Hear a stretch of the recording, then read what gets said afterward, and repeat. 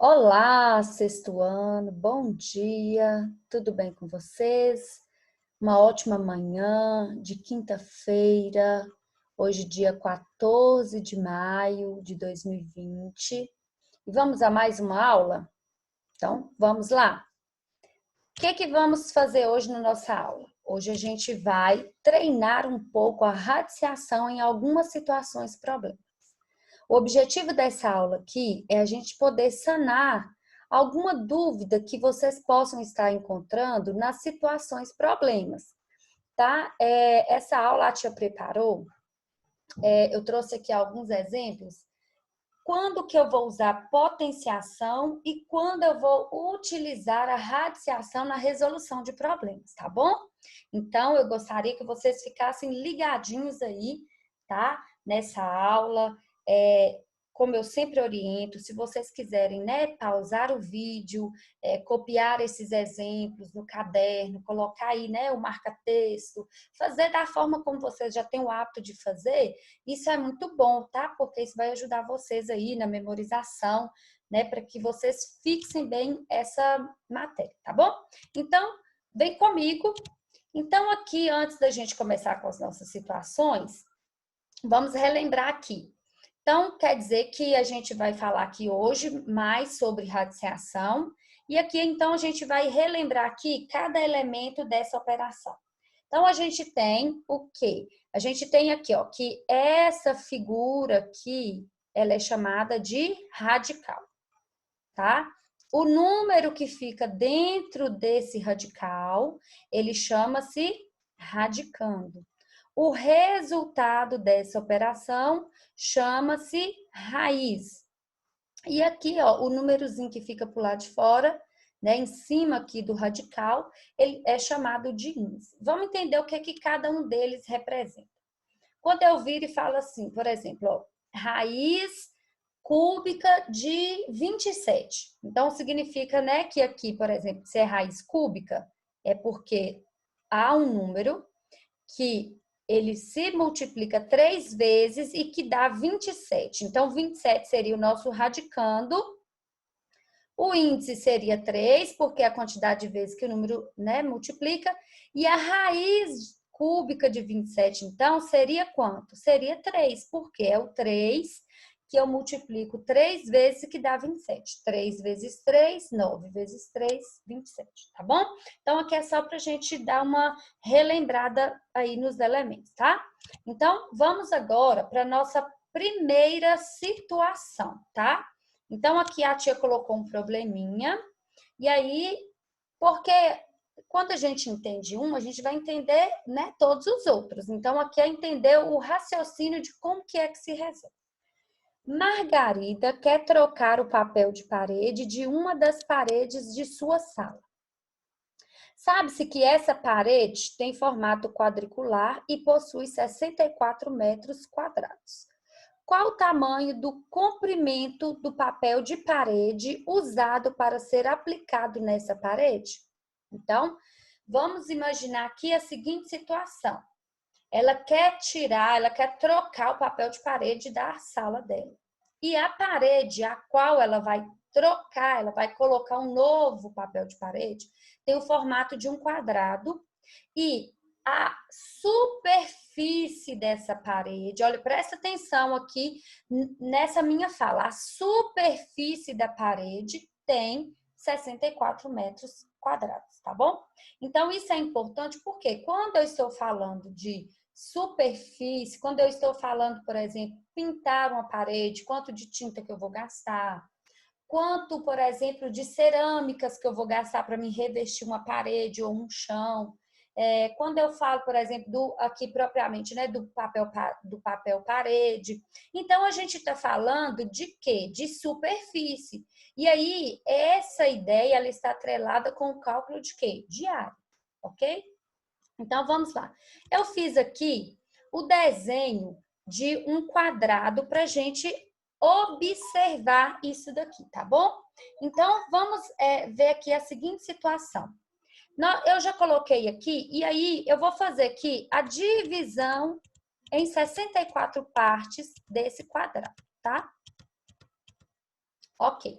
Então, a gente já sabe que a área total é 64. É como se eu estivesse dividindo essa parede toda em 64 partezinhas, ok? Então, se o todo é 64 metros quadrados, então cada um desses quadradinhos aqui vai medir quanto? Vai medir 1 metro, tá? Então, isso agora, isso aqui a gente, né, já tem uma ideia, mas numa questão qualquer a gente não sabe quanto que é a medida dos lados, porque é isso que a gente quer descobrir. Falou assim, ó, qual o tamanho do comprimento?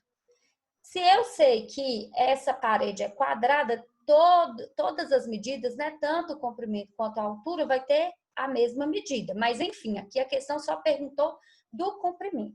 Então vamos lá. Então, aqui a gente sabe que para a gente calcular a área de um quadrado, a gente faz a multiplicação da base vezes a altura, que no nosso exemplo aqui, a gente sabe que a medida é x. Por quê? Porque eu não sei quanto que ela mede, é o que eu quero descobrir.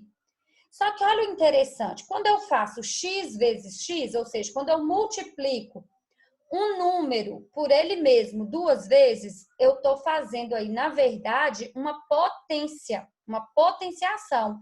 É o mesmo número elevado ao quadrado, ou seja, é o mesmo número multiplicado 2 vezes, que está representado aqui para nós, ó. Eu coloquei, ó.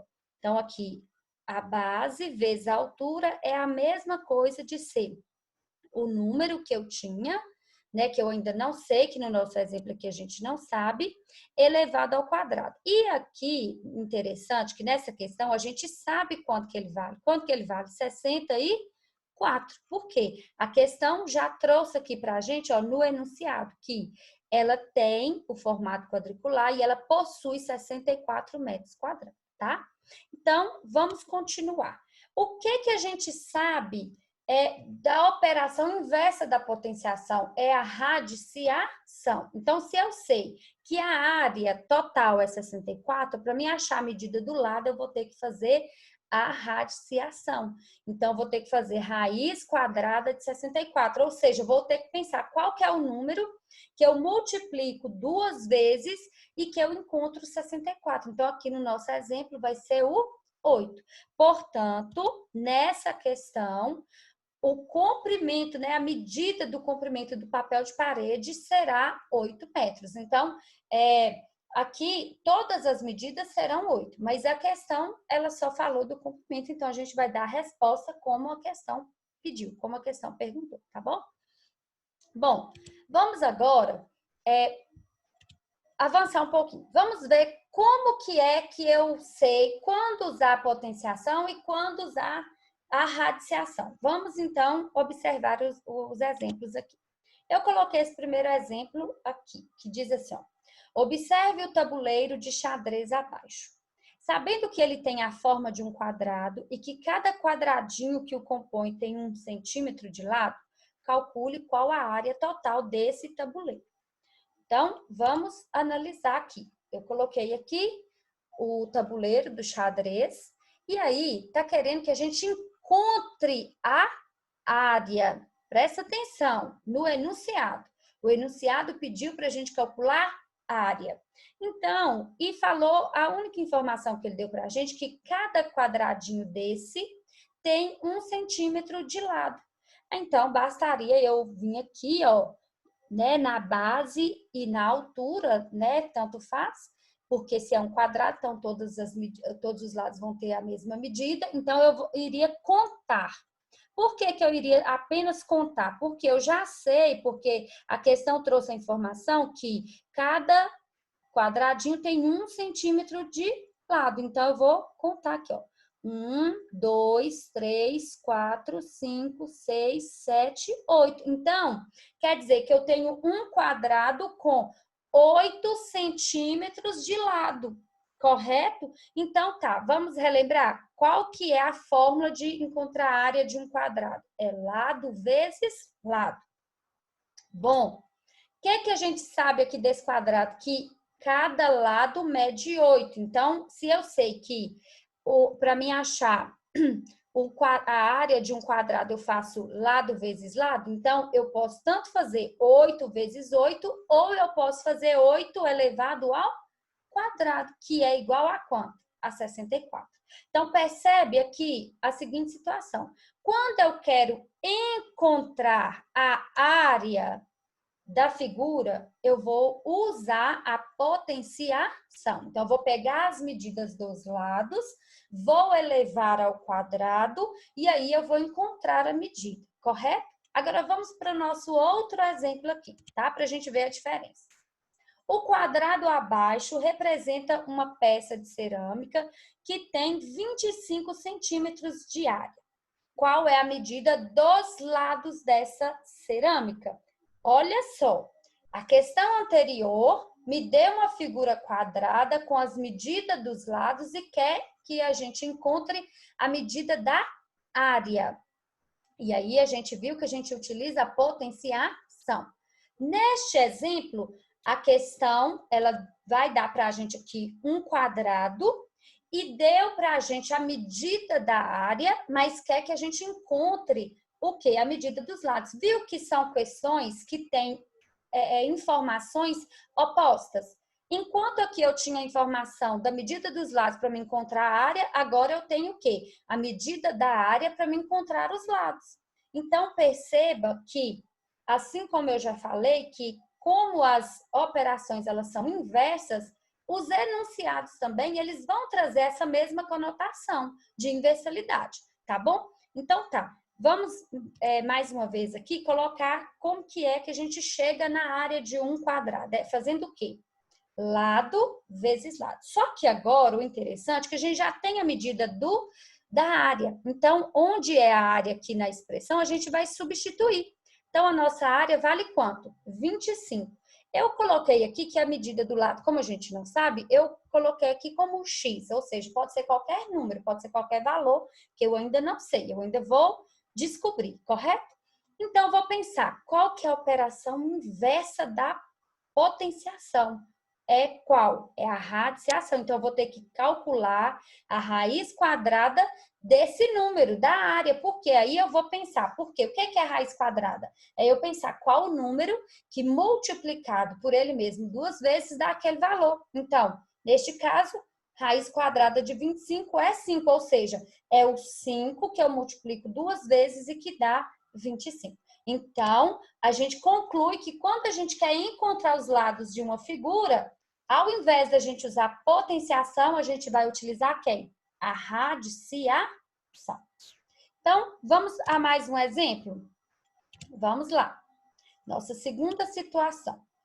Vamos considerar uma outra figura que eu vou colocar logo abaixo. E aí, nessa figura, eu quero que a gente encontre o volume do cubo. Então, presta atenção. Na questão anterior, no enunciado anterior, a gente estava falando de área. A área a gente calcula multiplicando as medidas 2 vezes. Aqui no volume, a gente já tem que entender que a gente vai calcular um pouco diferente. Então, vamos lá.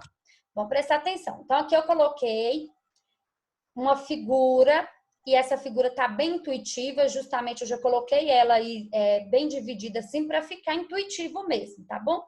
Então, olha só, vamos imaginar aqui a seguinte situação. Para a gente calcular o volume de um cubo, a gente tem que saber a fórmula, né, do cálculo. Então, a fórmula do cálculo de um volume de um cubo eu vou multiplicar o comprimento pela largura e pela altura. Então, mas se é cubo, presta atenção.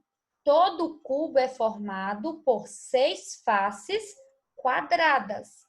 Então, quer dizer que as faces de um cubo, elas vão ter todas as arestas iguais, com as mesmas medidas, ok? Então, vamos imaginar, se o comprimento for 10, a largura também será 10, a altura também será 10. Se for 2, o comprimento 2, a largura e a altura e assim por diante. Ou seja, vão ter todas as medidas iguais. Então, para esse exemplo aqui, vamos considerar que cada um desses quadradinhos tenha 1 centímetro. Então, quer dizer que o comprimento vai medir quanto, gente? Vai medir 3, a largura 3, a altura 3. Então, quando a gente multiplica tudo isso, percebe que eu estou multiplicando o mesmo número?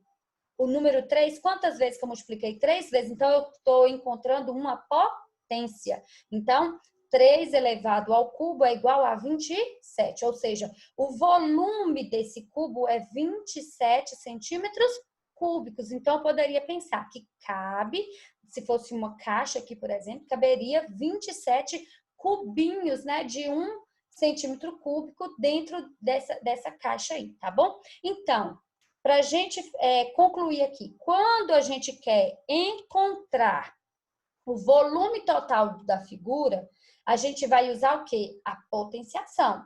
Porque eu vou ter as medidas, as dimensões das arestas, e aí eu vou elevar ao cubo, ou seja, eu vou multiplicar aquilo ali 3 vezes, e aí eu vou encontrar o volume. Agora, vamos para a nossa outra situação.